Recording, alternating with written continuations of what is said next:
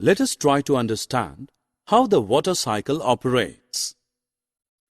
Water in oceans, seas, rivers, etc. gets heated up by the sun and turns into vapor. This process is known as evaporation. Plants absorb water from the soil.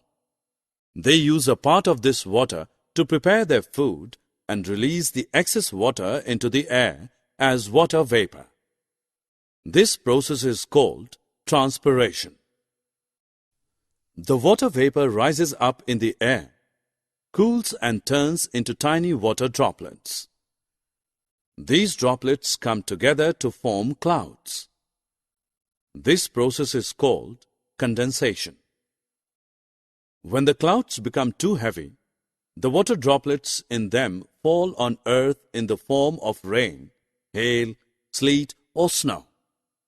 The process is known as precipitation.